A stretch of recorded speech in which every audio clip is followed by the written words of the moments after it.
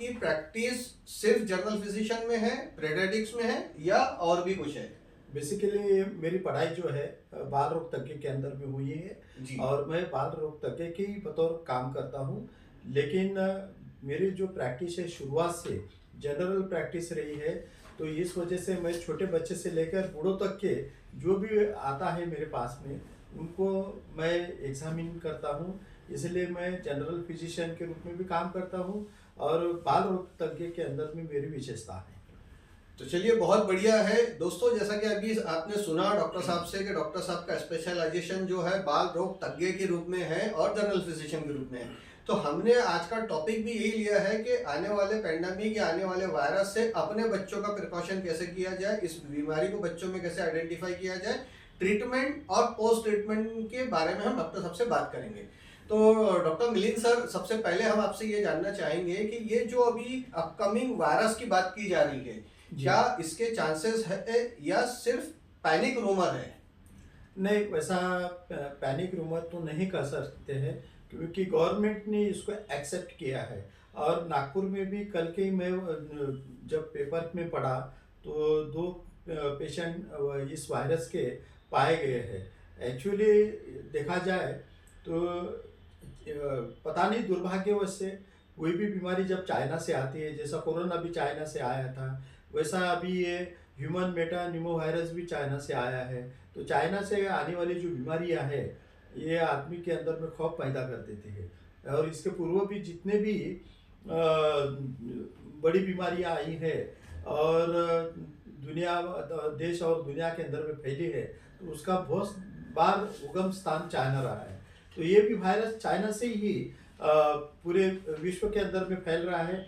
और चाइना के अंदर में, चाइना इस देश के अंदर में जाने वाले जो नागरिक है, जैसा थाईलैंड से बहुत ज़्यादा लोग जाते हैं, भारतवर्ष से जाते हैं, अमेरिका से भी जाते हैं और यूरोप से भी जाते हैं। तो इन देशों के अंदर में पहले ये बीमारियां फैलने का ज़्यादा संभव रहता है। और भारतवर्ष के अंदर में कल के तारीख के अंदर में 7 मरीज इस मेटानिमो वायरस के पाए गए हैं और नागपुर में पाए गए हैं। इसके लिए तो हमें थोड़ी बहुत चिंता तो करना जरूरी है। डॉक्टर साहब, ये बताइए कि ये ह्यूमन मेटा निमो वायरस जो है, ये कोई नया वायरस है या पुराना कोई वायरस है? नहीं नहीं, ये एंटायरली नया वायरस है। जी। और ये वायरस का जो अभी अभी जो यानी रिसर्च हुआ है, तो ये पूरा नया तरीके से नया वायरस पैदा हुआ है जो यानी कोरोना के बाद के अंदर में इस श्रेणी के अंदर में आता है। जैसा कोरोना भी अपने श्वसन प्रणाली को ही अफेक्ट करता था, वैसा ये भी वायरस जो है ये श्वसन प्रणाली को ही अफेक्ट करता है। लेकिन इसकी तीव्रता और गंभीरता कितनी है अभी सिद्ध नहीं हुई है। अभी अभी इसके जो पेशेंट देखने के लिए मिले हैं और जो भी पेशेंट देखने के लिए मिले हैं वो सर्वसाधारण जो वायरल फीवर जो रहता है, जैसा सर्दी बुखार, फ्लू जैसा बुखार रहता है, इसी तरीके से वो प्रेजेंट हुए हैं। और उसका वैसे देखा जाए तो कोई भी वायरल बीमारी के ऊपर में कोई विशेष इलाज नहीं रहता है। तो केवल उसकी सावधानी बरतना, और बुखार आए तो बुखार की दवा लेना, खांसी है तो खांसी की दवा लेना, ऐसे तरीके से हम लोग ट्रीट करते हैं। लेकिन ये वायरस अभी किस मोड के ऊपर में टर्न होगा ये हमारे संशोधन का विषय है। तो डॉक्टर मिलिंद माने को आप सुन रहे हैं इस वक्त में, और ह्यूमन मेटा निमो वायरस पर हम बात कर रहे हैं। ह्यूमन मेटा निमो वायरस जो है बच्चों से लेकर बूढ़ों तक सभी को असर कर सकता है क्या? हम ये भी जानने की कोशिश करेंगे आपसे। सही में देखा जाए तो जो बच्चे कमज़ोर बच्चे हैं, जिनका वजन कम है, खान पान में कम है, गरीब घर के हैं, जिनकी देखभाल बराबर नहीं होती है, तो ऐसे बच्चों को ये वायरस अफेक्ट कर ही सकता है। और ख़ास करके बच्चों को उम्र के 6-7 साल तक की ये वायरस थोड़ा डेंजरस रूप भी धारण कर सकता है। इससे सबसे पहले तो थ्रोट इन्फेक्शन होता है और थ्रोट इन्फेक्शन के बाद में ये यदि लंग्स के अंदर में स्प्रेड हो गया, लंग्स के अंदर में यानी फेफड़े में चला गया, तो वहाँ पर ब्रोंकियोलाइटिस करके फेफड़ों का बीमारी होता है। ब्रोंकियोलाइटिस के अंदर में बच्चा जो है धापता है, जल्दी जल्दी सांस लेता है और जल्दी जल्दी सांस लेने की प्रक्रिया के अंदर में हार्ट रेट बढ़ जाता है। हार्ट रेट के साथ में फिर ऐसे वक्त बच्चा नीला यदि गिरना शुरू हो जावे तो उसको ऑक्सीजन की ज़रूरत होती है। तो जब बच्चा यदि जल्दी जल्दी सांस लेने वाला कार्य तब ऐसा लग रहा है माँ को कि भाई उसकी छाती फूल रही है, पेट फूल रहा है, जल्दी जल्दी वो धाप रहा है, तो धाप रहा है बच्चा, इसका मतलब उसको हॉस्पिटलाइजेशन की ज़रूरत है। और साथ ही में बीच वाले लोग जो है जैसे 10 साल के ऊपर में, तो जवानी तक के, ऐसा यूं समझ लो कि 40-45 साल तक के इन लोग को ये तकलीफ भी हुई तो वो आसानी से उसके ऊपर में अपनी रोग प्रतिकार शक्ति के द्वारा कंट्रोल कर सकते हैं।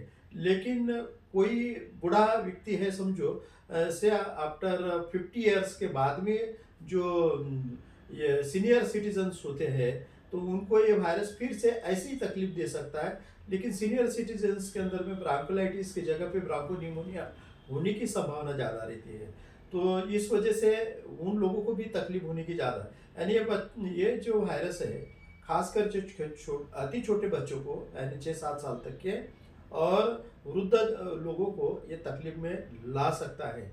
इसके लिए यदि तकलीफ होती है, सांस फूलती है, खांसी 7 दिन से ज़्यादा दिन तक के रहती है, बुखार भी वैसा ही रहता है, तो केवल घर में बैठकर इसका इलाज न करें, थोड़ा सीनियर डॉक्टर को बताकर इसका इलाज करने की बहुत ज़रूरत है। और ख़ास करके इस बीमारी के अंदर में बच्चों के लिए पेडियाट्रिशियन काम करेंगे और सीनियर सिटीजन्स के लिए फिजिशियंस काम करेंगे। लेकिन दोनों को भी हॉस्पिटलाइजेशन की ज़रूरत हो सकती है। और इस वक्त खास करके पल्मोनोलॉजिस्ट जो खास करके फेफड़ों के विशेषज्ञ लोग होते हैं, इनका थोड़ा अच्छा रोल इसके अंदर में आ सकता है। तो डॉक्टर साहब जैसा आपने बताया धाप सकता, मतलब इसको थोड़ा सा सरल करिए। ये बार बार सांस लेना, जोर जोर से सांस लेना, सांस हाँ, का यानी टूटना या ऐसा है, सांस नहीं आना।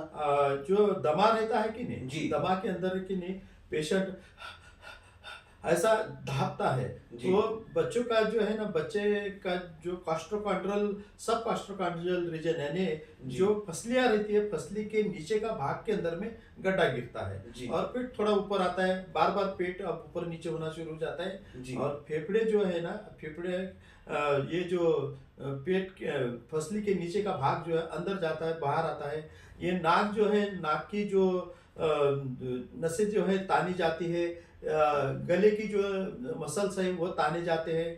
तो इसमें समझ जाने का कि बच्चा रोता है, चिड़चिड़ करता है और सांस लेने के अंदर में यदि रेस्टिंग कंडीशन में रहा तो वो पता ही चल जाता है कि ये नॉर्मल सांस नहीं है, सांस बढ़ रही है। और जल्दी जल्दी लंबी सांस लेने के कारण कभी कभी बच्चे के नाखून नहीं ना हल्के नीले हो सकते हैं, ओठ नीले हो सकते हैं, तो इसलिए जीभ भी कभी कभी हल्की सी नीली हो सकती है। तो इस वक्त ऐसा समझ लीजिए कि इसको हॉस्पिटलाइजेशन की ज़रूरत है।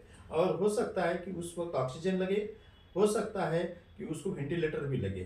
तो मैं मेरे सभी पैथी के जो लोग हैं, एलोपैथी के और खासकर पेडियाट्रिशियन लोगों को सचेत कर देना चाहता हूँ कि उनके वैसे भी हॉस्पिटल, सभी हॉस्पिटल ऑक्सीजन से और वेंटिलेटर से लेस रहते ही शहरों के अंदर में। लेकिन मरीजों की संख्या यदि बढ़ जाती है आकस्मिक, तो उसके लिए वो तैयारी रखें। दोस्तों इस शो का मकसद हमारा ये है कि हम आपको जागरूक करें, ताकि जागरूक नागरिक होने के नाते आपकी भी अब जिम्मेदारी है कि इस वीडियो को आप ज़्यादा से ज़्यादा शेयर करें। हर एक तक पहुंचाना इस वीडियो को के माध्यम से दी जा रही जानकारी को आपकी अपनी जिम्मेदारी भी है। और साथ ही साथ एक आपसे दरख्वास्त भी है कि कोई भी बीमारी जब आपके घर आती है तो एक बड़ा पैसा खर्चा करा के जाती है। आज के वक्त में हर आदमी के पास बड़ा पैसा नहीं होने की वजह से उसकी बीमारी के उसको घर में बहुत सारा खामियाजा भुगतना पड़ता है। तो लिहाजा उससे बचने के लिए मैं आपसे दरख्वास्त करता हूं कि आप मेडिकल इंश्योरेंस अपने पास में ज़रूर से रखें। चाहे छोटा ले, 5 लाख का ले, 10 लाख का ले, लेकिन अपने फैमिली के लिए एक मेडिकल शील्ड कवर लेके ज़रूर से ज़रूर रखें। इसलिए नहीं कि मैं फाइनेंशियल कंसल्टेंट हूं, बल्कि इसलिए कि ये आपकी सुविधा के लिए है, आपको बीमारी में खर्चों से बचाने के लिए और अच्छे से अच्छा ट्रीटमेंट आपके परिवार को या आपको दिलाने के लिए है। सही है ना डॉक्टर साहब? बराबर बोला। तो